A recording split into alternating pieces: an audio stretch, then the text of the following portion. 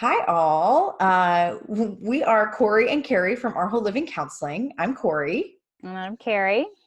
and we wanted to come on here and create a video for you because we know that people are really struggling right now with what's happening around coronavirus. And Kari and I were talking about how we could be helpful, and we came up with two ways. So the first way is we're going to talk about at the end of the video reduced fee counseling options that we have for people who are struggling financially. And then the second way that we thought we could be helpful is by coming on and answering some questions that you guys have had about dealing with some mental health stuff around stuff happening with coronavirus. So, Kari, if you don't have anything to add, we can jump right into the questions. Let's get to it. Okay, cool. So the first question that we got is, I've never had anxiety before, but I think I'm having it now. How do I know, and why am I feeling like this? I think that's a good question for you, Kari. Yeah, it's a great question in general. I think I would love to hear what this person's experiencing to be able to develop it out a bit more for whoever's listening. But I think it's important for us to look at, like, what are the key elements of anxiety? So how would anybody know if they were experiencing anxiety? Well, one is fear. So it usually starts with fear. Now, any of us could experience fear, right? But then it's really what happens after that that either indicates something more like anxiety or just a regular fear response that usually dissipates pretty quickly. So I think that is one of the key markers of something different, is that the fear doesn't seem to go away. Right. In fact, with anxiety, often it feels like it gets bigger and bigger and bigger, or it has this low level hum to it, or moderate level hum that just feels like an irritation inside. So you might notice some things change in your body. You might notice like a jittery feeling, or some sensations of your heart rate increasing, or your breathing changing. These are like things that we would ask you about if you were coming into a session. What are you noticing going on in your body? So those are all like the physical symptoms that we would say are present. And then looking for things like what's happening in your emotional self. So are you worrying? Worry is usually a big part of anxiety. Are you like kind of getting stuck in what's not working? So kind of what we call ruminating. So that starts to get the crossover from the emotions to what happens up in our mind, right? So in our thinking, the rumination is it's the repeating thoughts. So getting stuck in what I often call it a thought loop with my clients, where we play it over and over again, or maybe we go to worst case scenario. That's often some of the things that people will start to experience, or they'll start to have thoughts that they're like, oh, this doesn't make sense at all. Like, why am I thinking this way?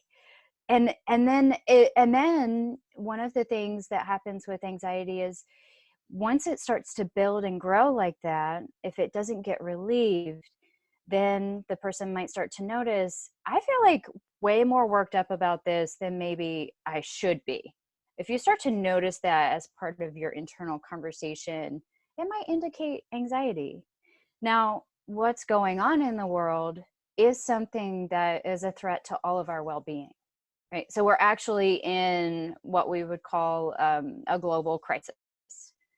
So there are some things that would cause fear, right? Like loss of jobs, your health being threatened, um, uh, threats to the health of loved ones, our ability to even maintain a sense of normalcy with all the social distancing, feeling isolated. All of those things can increase anxiety. Um, I think that probably pretty well covers it. But this is a big deal that's going on out in the world. So to have some feelings about this, to have some fear, to have some doubt about what the future might look like, would be considered pretty normal. If this persists, say longer term, then we're talking more like the clinical level of anxiety. I hope that would answer the question. What do you think, Cori? Is Yeah, there I think anything it that you would does. add? I think the only thing I would add that comes to mind is that when we're noticing it in ourselves, because people are doing the self-isolation and you're around the same people or person every day, or if you live alone, you're alone, paying attention to how you're interacting with others might be a key indicator that something's going on for you. So if you're snapping where you wouldn't normally snap, or if you're withdrawing where you might not normally withdraw, then those could be some indicators of, hey, I could be struggling with something. Maybe it's because I'm in my own head too much and I'm too distracted to be present with my family or reaching out to people who I normally reach out to. Or again, the sort of like snapping where maybe generally you're pretty level and calm. So, but yeah, I think that really does. And I think that normalizing what's happening right now, and yet recognizing that even in that normalizing of it, we still have to take care of ourselves, and that Oh, it's yeah, nothing to absolutely. do more. Mm-hmm. Yeah. Okay. So the second question we have is, so it starts off, this person says, there are a lot of depressing things in the news, and I think a lot of people are finding it difficult to stay positive. Do you have any tips on being able to see the silver lining through all of this? So I have a two-part answer to this. The first part of the answer for me is, while yes, I think it is important to stay positive, I think it's also important that we acknowledge the feelings that we're having that maybe aren't so positive. Mm-hmm. So that would look like being able to acknowledge, hey, I'm actually feeling scared, or I'm actually feeling angry about what's happening, and being able to sit with that. So when my clients come in and say this, we're able to sort of talk and process it. If you don't have access to a counselor at the moment that you're having these feelings, there are some different things that you can use. So one is journaling. I love journaling. I tell all of my people to do it. And it's really just have a journal with you, or open your notes on your phone, or get a Microsoft Word document and just sort of stream of consciousness, write about how you're feeling, about what's going on for you, giving a healthy outlet for that and validating your own feelings.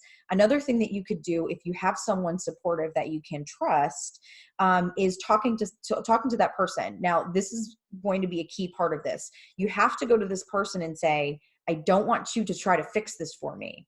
I just need for you to hear this. Does it sound familiar, Kari? Oh, yes. Yeah. Kari and I work a lot with our couples on just being able to validate other people's emotions. And so you don't want to go to someone that is going to try to want to make you feel better or fix you, right? You want to And be. if you're the friend who's listening or the family member who's listening, remember, it's not your job to fix. Mhm. It's just your job to listen.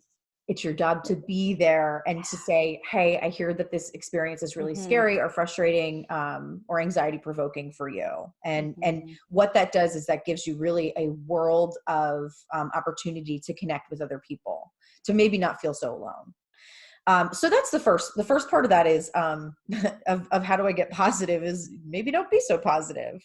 Acknowledge that you're not feeling like that. But then I do think that there are some ways that we can do things that do produce some more positive feelings.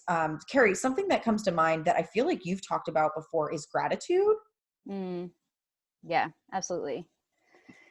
So gratitude, actually, when we acknowledge things that we're grateful for, it actually starts to change our brain. And there's lots of research on gratitude and how it affects our brain these days. And it's very interesting to see how the brain networks that would lean more toward negative thinking are actually reframed and reshaped to grow toward normal thinking patterns that would trend more toward positive thinking, even by just expressing gratitude a few times a day. Like, really, that's all it takes. So often if a client is struggling with negativity around a specific issue, I might suggest what I call a gratitude bullet journal. So it's literally, it's similar to something that Cori's recommending, but a bullet journal is a little bit different than just stream of consciousness, in that often it can be just a quick way of getting some thoughts out. So if you're intimidated by writing a whole stream of consciousness, need not fear. There is an alternative. And a bullet journal could be ideal for that. It's just where literally you put bullets on a page, or you just make a list of things that you're grateful for. And it could be one word, it could be 2 words, it could be a sentence, just really whatever comes to mind that feels good for you to put on the paper. Yes. Yeah. And that could also be, if you don't have a separate bullet journal, that could be the same journal that right above that, you're acknowledging the Mm-hmm. things that you're having that are scarier. Mm-hmm. Yeah. And the other thing that I would say, especially related to this question, of seeing a lot of negativity in news, and I've talked a lot recently about negativity on social media, it's limiting the negativity that you have access to. So whether that's needing to turn off the news after you've gotten whatever feels like it's important from it, maybe it's going into your email settings and, or not your email settings, but your subscriptions, and saying, I don't need to get 8 different journals. Mm. Maybe it's amending who is part of your social media following. So different ways to, okay, if I'm struggling with the negativity that's coming in, how do I limit what is actually getting to me? And then I guess in the same vein, how do I increase some of the things that feel more positive to me too? So cool. So the Yeah, last that sounds question that great. we have is regarding some social isolation stuff. So my friends and family are pressuring me to hang out. How do I let them know that I'm taking social isolation seriously without hurting their feelings? Um, this is boundaries, and I love boundaries. Mm. And so what do I mean by boundaries? Holding boundaries with people is letting them know where you will go. It's not telling them what they can and cannot do. It's saying, here is where I will go, and then past that I won't go. So in this situation, that might sound like, hey, oh, you should really come over and hang out with the family. Like, we're all getting together. It might sound like, because I'm taking this seriously, I'm actually going to spend the next how many days just in my own home with my own family. But thank you for the invite. Right. It's being clear about letting other people know where you are and what space you're in. And that doesn't have to sound like giving a lot of detail or explaining yourself thoroughly. It's just saying, here's where I stop. Right. Does that make sense to you, Kari? Yeah, and I love that you said to be clear. Brene Brown has this quote that comes in at least one, probably 2 or more of her books. I can't remember exactly, but she says, clear is kind, unclear is unkind. So if you're worried about hurting someone's feelings, this is where I think really there's some meat to be held, is there is a kindness and clarity that isn't there if you're just hum-hoing around something. Mm-hmm. So if you're straight up about what you're up to and why you're about it, then there is some kindness in that. And you're not responsible for their reaction. So that's part of the boundary too, is not taking responsibility for the other person's reaction, because you don't own that. You can't control how they're going to react. They're just going to react. So being very clear about where you stand, so that no matter how they react, you can go, well, but this is still my stance. Yeah. And I think that some of the people who might be struggling with this might also be some of the people struggling with the anxiety, because a lot of times when Mm. we're not clear and we're not holding boundaries, it's because that we are worried about, well, what's going to happen if I disappoint this person, or what are they going to think of me, or am I making the right decision? And so in setting that boundary for them and for yourself, that I like the hum-hoing, that word that you use, you're not doing that anymore. So you're not like solving one problem over here by by saying one thing and then creating another problem over here. It's very clear and defined, and that doesn't mean it can't change. Mm-hmm. um, if you've thought about it more, or if you find that there's something that would work better for you, but it's saying like, hey, this is where I stand and I am comfortable with where I stand, so I am comfortable letting other people know that. So cool. So those are our questions for today. So we also talked that we want to offer some reduced fee counseling for people who are struggling financially during this. And one of the ways that we came up with being able to offer that to people is we're going to do half sessions. So our normal session is a 50-minute session. We're going to be offering $40 25-minute sessions for people that have been financially impacted by everything that's going on right now. Sort of where I come from in this is I'm thinking of a lot of service industry folks and hairdressers, small business owners who maybe don't have the income coming in that they're used to. This is like a really high stress time for people who don't know where they're getting, who don't know where their income is coming from. And so it's a time to really take care of yourself. And I see that us offering this may be a small way that we can sort of invite people into taking care of themselves mentally. Anything to add to that, Kari? Nothing specific, no. Okay. I think you covered it pretty well. So if you want to contact us about that, you can email owl@ourwholelivingcounseling.com and just give us the ourwholeliving.com. Oh, I'm so sorry. Hold on. It's all right. Yeah, let's try again though. Thanks for catching that. Okay. Yeah. The email address is owl@ourwholeliving.com. And if we get so hot in our habits that we I know. we just say it. Yeah, so when you do that in the email section, you just give us a little bit, let us know that you're contacting us about the reduced fee counseling, and just tell us a little bit about your situation, maybe 3 to 5 sentences about why counseling is beneficial for you right now, so that when we contact you back, we have a little bit of information to initiate the counseling process with you.